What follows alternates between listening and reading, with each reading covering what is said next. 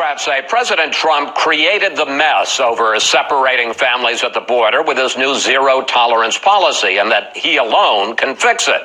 But what is their answer for stemming the tide of illegal immigrants coming into the U.S.? Joining us now, Jeh Johnson, President Obama's Secretary of Homeland Security, who had to deal with a spike in illegal crossings back in 2014. Mr. Secretary, President Trump says the real cause of our immigration problems are weak laws and what he calls open border Democrats. Take a look. They just want everyone to be released into our country, no matter how dangerous they are. They can be killers, they can be thieves, they can be horrible people. The Democrats say it's okay for them to be in our country. Mr. Secretary, does the president have a point? Chris, first of all, thanks for having me on.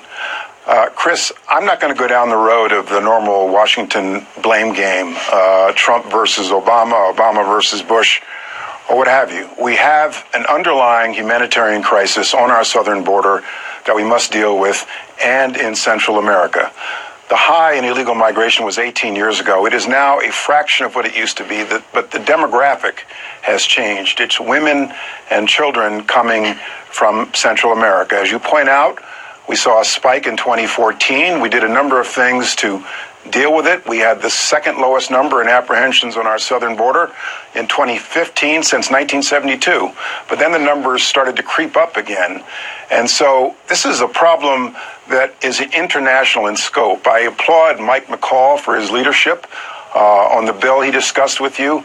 But we've got to address this problem at the root cause. In Central America, the poverty and violence in Central America that motivates women and children to come here in the first place. And we started on that in the Congress 2 years ago, and I hope Congress continues on that road. Well, and we'll get to that a little bit later, but obviously you're not going to solve the problems quickly, which are pretty systemic in Guatemala and Honduras and El Salvador. Without a doubt. I want to talk to you about some specific things. I'm not playing the political blame game. I'm talking about issues. And one of them, the president says, in the Trump administration, that part of the problem is a measure that was written by Democratic Senator Dianne Feinstein in 2008 that became law. If a minor, an unaccompanied minor or child comes across the border from Mexico or Canada, we can send them immediately back to their country. But under the Feinstein Amendment, if it's a non-contiguous country like Central America, not right on our border, they can't be sent back immediately. Hasn't that contributed especially to the spike in unaccompanied minors coming into this country over the last few years? Oh, Chris, what you're referring to is the TVPRA passed in 2008. And as you point out, it does say that an unaccompanied child from Central America, a non-contiguous country, cannot be sent back immediately. Now, there's a certain amount of common sense behind that, because you can't just simply send an unaccompanied child back across the southern border into Mexico. You cannot repatriate a Guatemalan to Mexico. And so that law, which has a certain level of protections for children, we're talking about unaccompanied children, 5- and 6-year-old kids, requires that the Department of Homeland Security place that child with HHS within 48 hours. A deportation proceeding is commenced, and the child has a right through a lawyer to assert a claim for asylum. Secretary Johnson, the fact is, we talk all about the children who are separated from their families. Of the 12,000 children that are in the system, 2,000 are children separated from families, 10,000 are unaccompanied minors. The perhaps unintended consequence of this amendment is that unaccompanied minors have flooded the area, a lot of them brought by coyotes, smugglers into the country. Well, Chris, even if that law did not exist, it would not be simply a matter of expediting the removal of an unaccompanied child. There are certain due process rights that they have anyway. And when we repatriate somebody, and the Trump administration knows this, when you repatriate somebody to Central America has to agree to take them back. You have to put them on planes. It's a very measured process.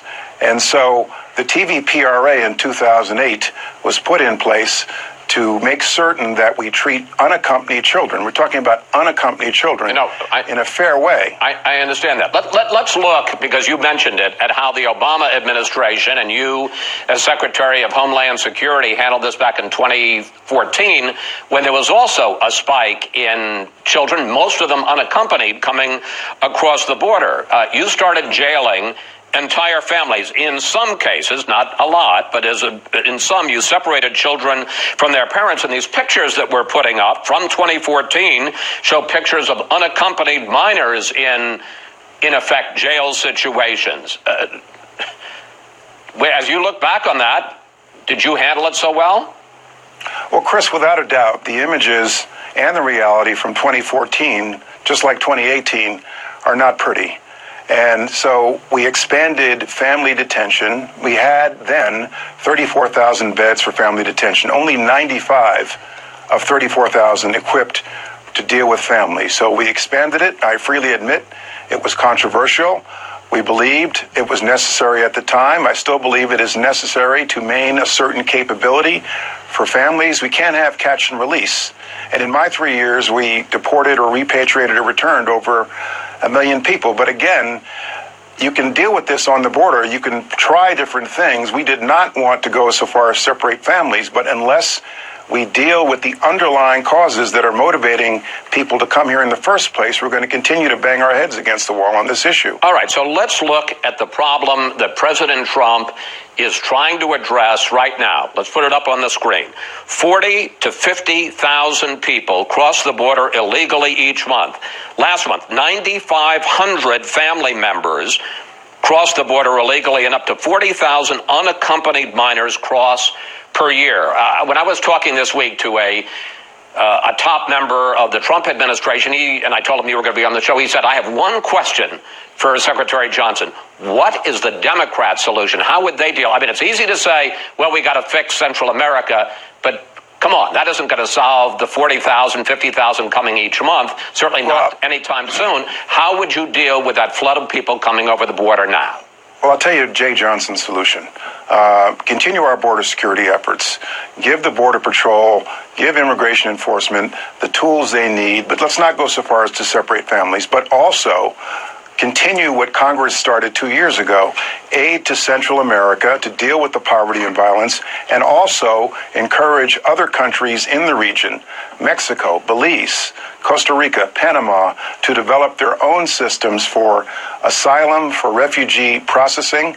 It was someone from the U.S. Conference of Catholic Bishops who told me in 2014, you can't just simply padlock a burning building without providing people with an alternative path to safety. And so we need to develop those additional paths for getting out of that. Respectfully, that isn't going to solve the problem anytime soon. It won't solve it for months. It probably wouldn't solve it for years if we put $750 million, which is what we did during the Obama administration, into foreign aid in those three countries. They're pretty broken countries. You've got a real crisis on the border with 50,000 people a month, 600,000 people a year coming across the border. How do you stop that? And what's wrong with zero tolerance? The idea, you come across the border, you broke the law, we're going to prosecute you. Three things. First, Chris, you're right. There are no easy fixes to this problem. And Washington is bad at investing in long-term solutions. Number two, history will tell you, lessons learned in 2014, you can do certain things that will drive down illegal migration in the short term, as we did in 2014. But then the longer term patterns always revert to form. The numbers always creep back up. President Trump himself saw that in 2017. The numbers went down dramatically, and then they're back up again. And so you can do these things, but we've got to make the longer term investments in dealing with illegal migration generally. And if we don't do that, we're going to continue to have this problem. One final question, because the practical result of the program that the Obama administration put in was that you had to release. You caught and had to release some of the people with a promise and sometimes an ankle bracelet that they would come back. I want to put up some numbers on the screen because according to government numbers, 74% of those who were released showed up for their hearings last year, but that still left almost 40,000 people who didn't show up for deportation hearings. So catch and release, which is what the practical effect was under the Obama administration and until this year for the Trump administration, that doesn't really work either, does it? Well, without a doubt, it's a problem, Chris, which is one of the reasons we expanded family detention, which was controversial. A lot of people was knocked down by the court. That's the reason we got this 20-day ruling. It was because of the Obama administration's policy. Well, we expanded family detention, and then we ran into the issue of the Flores case, which you mentioned a moment ago. I disagreed then with the ruling in the Flores case because I think that our Border Patrol and our immigration enforcement people need those tools available to deal with situations like this. But it's a sheer matter of numbers, Chris. Right now, we have family detention capability for about 3,000 or 4,000 people, and you've got over 1,000 migrants crossing the border a day in Central America. And so even if you emptied it out completely today, it would fill back up in a matter of days. Right. So there you are. This is not an easy problem, which is why we need to invest and address the underlying causes. Secretary Johnson, thank you. Thanks for joining us today. Always good to talk with you, sir. Thanks.